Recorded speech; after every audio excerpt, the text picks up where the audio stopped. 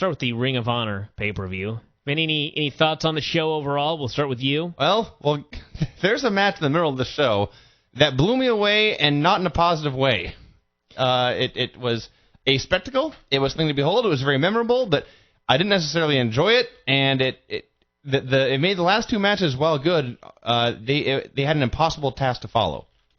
Greg, any thoughts very quickly? We should turn this mic. I'm actually putting up the Saturday night's main event report, which is why I'm stalling. Pay-per-view was very good, as usual. The Roderick Strong and Stevens match was unnecessary. Unnecessary. Yes, it's fake, guys, but we'll get into that later. It was a good show. All right, let's get into this now. We've got our Saturday night's main event report up. For those of you that didn't see it, it is now on the front page, courtesy Todd Martin, a fine man, who hopefully will also be involved in Saturday night's main event. All right, let's see. It opened up with Jigsaw and Ruckus against Generico and Kevin Steen. This was a good opener, 3.25 stars. Did a bunch of moves early, and then Steen hit the ring and killed Jigsaw, and they beat the crap out of him for a while, and then we had the finish with tons of near falls. Generico had the Yakuza kick in the corner, hit a dive on the Ruckus outside, nearly killed himself, and then Steen hit Jigsaw with a senton, and Generico followed it up with his big splash for the pin. They didn't do too much. They did just what you would need for an opening match, and it was a lot of fun. So thumbs up to that one. You say they did tons of near falls, and in Ring of Honor, that usually means they try to do WrestleMania main event finishes 18 times in every single match. This is not that. This is 1-2 kick out. Very plain and simple. I think there was one actual tease of a finish here, and then they just did their big giant finish, and Steen and Generico most definitely won. They hit about 1,000 moves in a row and put their opponents away and pinned them, and it was quite fun. El Generico is a human. I've never seen someone more like a cartoon. His selling, his running, it's like you took someone from the Sunday Funnies and put him in the wrestling ring, and it's awesome. Generico has the coolest tights ever. Powder baby blue with some black knee pads. This guy rules. That's all I got. All right. Let's see. And the patches on the front. That's always a good one. Do you have the patches on the knees? That's what Craig was referring to, yes. Oh, yeah. Well, those are cool, too. I was also updating another thing here on the website. This is what happens when all of a sudden everybody emails you important things at the very last minute when you're on the air. Davey Richards and Claudio Castagnoli, as I prefer. This was another good match. I gave it 3 stars. It was a good match. Not a whole lot better than that.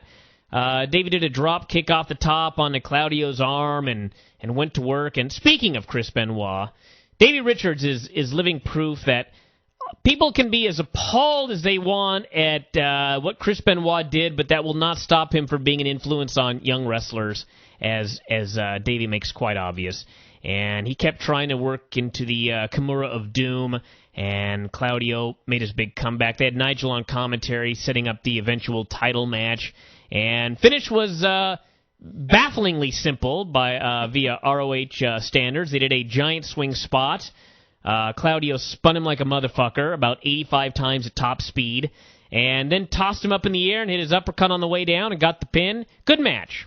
This was the first Ring of Honor match I think I've ever seen where a finish just came out of nowhere. It was usually, like, as I noted, they do 800 finishes, but here, no. Claudio just hit his big move and pinned him. They did a dive spot earlier where Davey Richards flew out of the ring, threw Claudio into the crowd, and how no one was killed in this, I have no idea. He was out of control, kicking his feet first, going into the crowd, and he landed on the ground and looked up like, oh God, I hope I didn't kill anyone, and thankfully he did not, so that was good. That's right, that woman looked horrified that he landed on. Davey looked horrified. Then we had Eddie Edwards and Chris... Oh, I'm sorry, actually we had an awesome skit first, which actually was quite ironic. We had Larry Sweeney cutting a Wild Man promo on Brent Albright, and then Adam Pearce grabbed the mic and threatened to beat his ass. And the irony is that it may have been at the exact moment. Actually, no, I'm sorry. It's because we watched this on tape. It's not as ironic as we thought. But at the exact moment that we watched this, Brent Albright actually beat Adam Pearce to win the NWA title.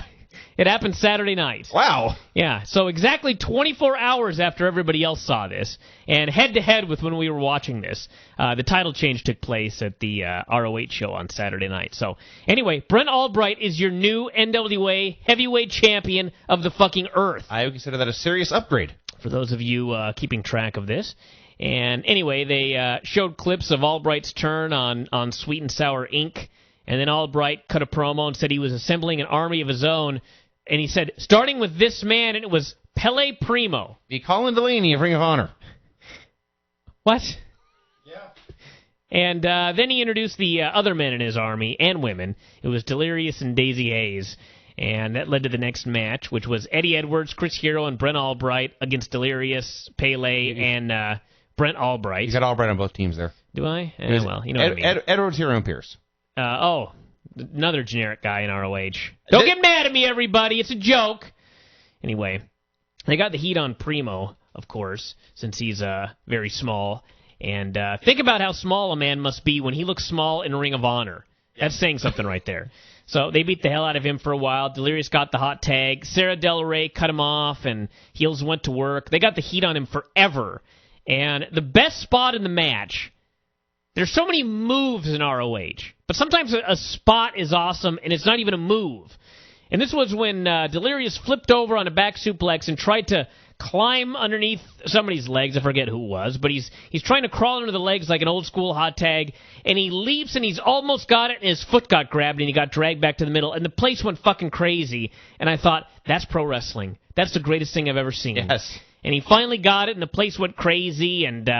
Del Rey tried to interfere, but Daisy broke it up, and Albright ended up in the ring with Edwards and gave him a series of knee strikes to the face, and the referee stopped it. Kind of like an MMA match, in fact. Although, I believe that Eddie Edwards was, in fact, on a... that would have been a 4-point base. It would have been a 2-point base. He was on his knees. This would have been legal. Anyway, 3.25 stars right there. Well, yes. This is the first time I've seen Eddie Edwards, and as you noted, he's quite possibly the most generic wrestler in the world. He has short, dark hair. He has tights with Japanese writing on them, and he wears black knee pads and black kick pads and black boots. He just looks like every other indie wrestler on earth. He's not the most generic, and I'll tell you why. Because if you watch ROH, you know, you always hear people, hopefully jokingly say, but maybe they're serious, all Japanese guys look alike.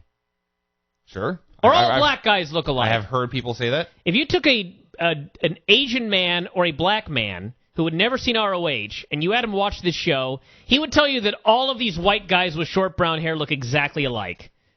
Did Eric Stevens really need to lose his mohawk and just grow a normal short brown haircut? He needed to blend in more. He needed to fit in with the crowd. He was tired of standing out and looking unique. Could someone, dye their hair? No. Bleach it? Everyone put some streaks in it? Everyone must have short, dark hair. They must have black boots and ideally tights. You know, I got a story, actually. Here's an insider story for everybody.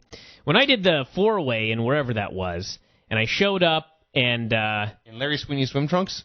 Well, this was before I put on the swim trunks. But actually, it's funny because I had nude. 3 matches with Larry Sweeney, okay? Every time I saw Larry Sweeney, he didn't recognize me. And I'll tell you why. Star. No, I'll tell you why. The first time I wrestled Larry Sweeney, I had a shaved head, bleached blonde. I showed up for the second match with him, and I had medium-length brown hair. Okay. And he had no idea who this man was. Then I showed up the third time, and I had long blonde hair, and he had no idea who this man was. Anyway, the point is I showed up the third time, and then he recognized me. He's like, wow, blah, blah, blah. And he looks at my hair, and he goes, yeah, looks good. Generic indie look. And I thought about this for a while, and then I was like, you know what? It's not. When I had the short brown hair, that was a generic indie look. You don't see anybody nowadays with streaked blonde hair on the indies. They've all got short fucking brown hair. Like half this Ring of Honor crew right here. So anyway, everybody, do something with your hair, for Christ's sake. At least like Jimmy Jacobs has got a big red swatch of hair in the front, and at least Austin Aries grew his hair out, so now he doesn't look like Roderick Strong and Davey Richards and Eddie Edwards and Eric Stevens now. All of them interchangeable, because they all look exactly the same. Mm-hmm. Anyway, what were we talking about? Well, the 6-man here. That being said, they were a fine Rudo team, this trio, and The match was a lot of fun. Kind of a cluster at the end after the hot tag, but Brent Albright won, so the crowd was crazy for Albright. They kept him out of the match literally until the hot tag, and then they just went nuts for him as he killed people. Then he got the big win, so hey, look, they're making a star. Then we had Pierce walloping Albright with his briefcase after the match and laying him out, and Sweeney cut a madman promo saying he was going to tell the world what was in the briefcase, and it ended up being he said it was something with more history and prestige than the ROH title. It was the NWA World Championship, and he said Pierce was the champion, and if anybody wanted the shot at the belt, they were going to have to go through him, and then he went, ha, ha, ha, ha, and it was awesome. Where's my Larry Sweeney fucking yes. belly laugh drop?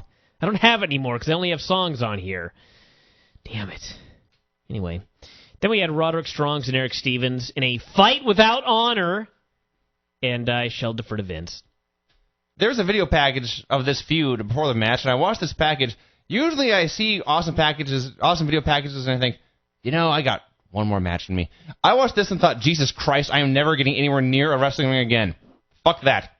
And then they did this match. Sometimes you will hear people who are not fans of mixed martial arts and think it's too violent, and they will say, this is human cockfighting. And those of us who have a clue about it say, no, it's not. It's a sport, sometimes a violent sport, but it's certainly not human cockfighting. This match here on Ring of Honor between Roderick Strong and Eric Stevens, this, folks, was human cockfighting.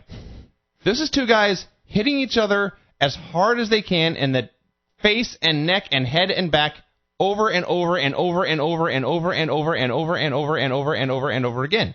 They brutalized each other. They savaged each other. I would even say they raped each other. I'll go that far, yes. They destroyed each other. It got to the point where when they broke out the plunder with the ladders and the chairs, that stuff was easy.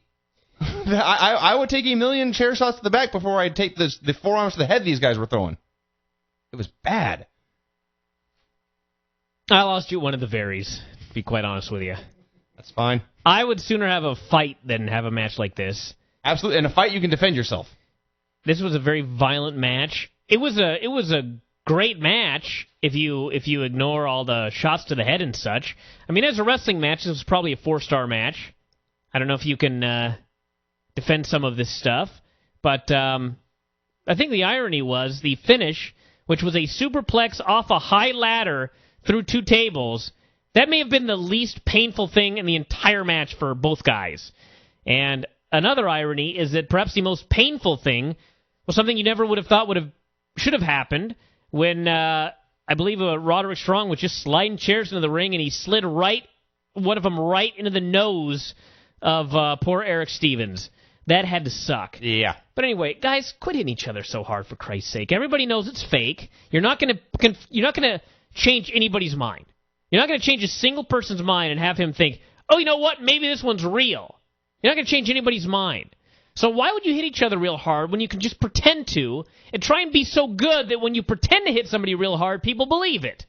That is, after all, the whole idea. This did annoy me somewhat. Unprotected chair shots, unprotected TKO on a ladder where Roderick Strong bounced off his cheek.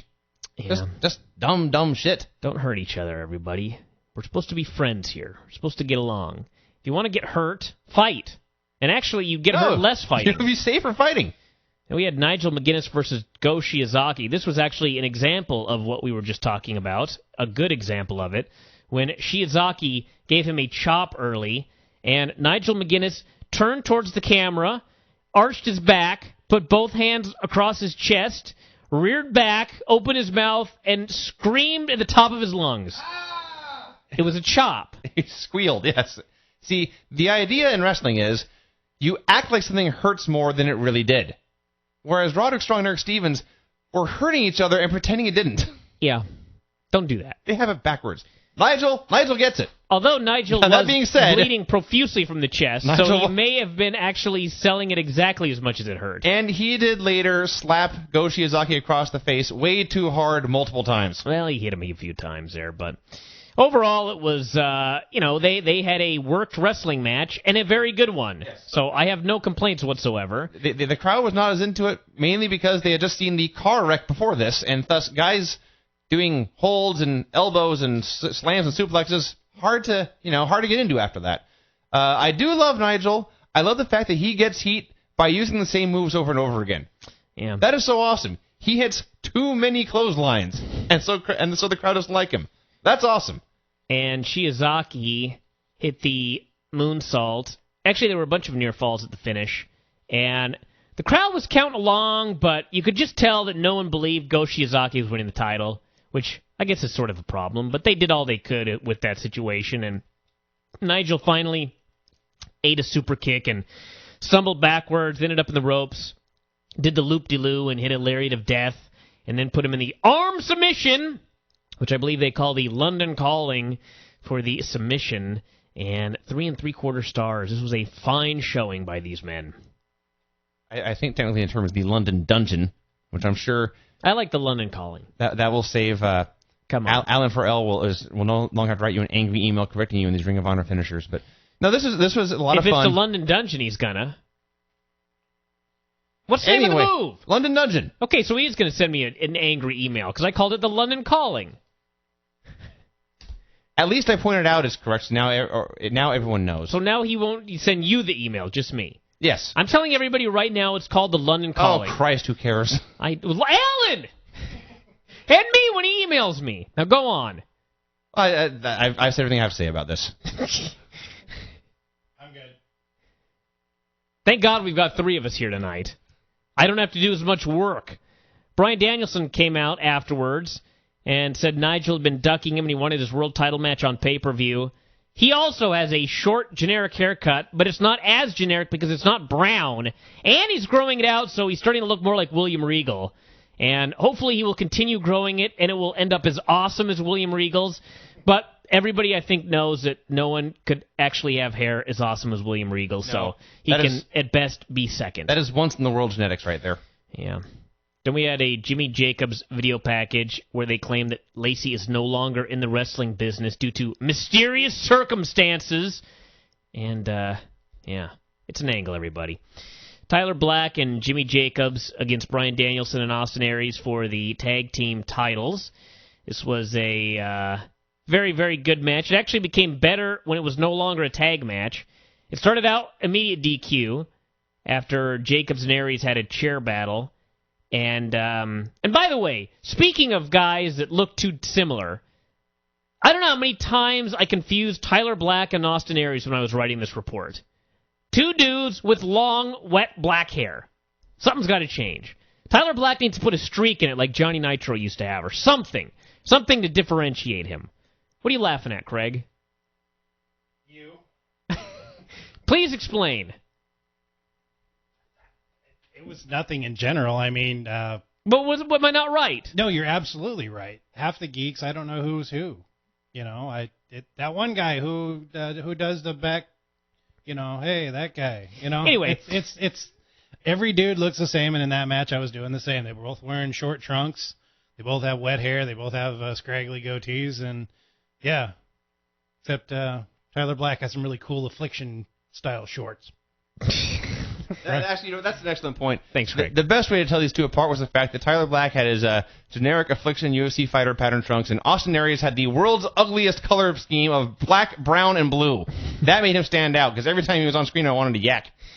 Anyway, they had a chair battle and got DQ'd, and then we had Danielson explaining that the best way to get revenge on them was to win the titles, and Black explained to Jacobs that if they got DQ'd, they couldn't kill these dudes. So the referee basically said, if everybody behaves, we can try again. We're going to have a do-over. Like it was fucking kindergarten. Yes. So Mulligan. This match must continue. They actually got the heat on Bryan Danielson, which was something else just because you're used to seeing Bryan Danielson as a prick heel that beats the shit out of people.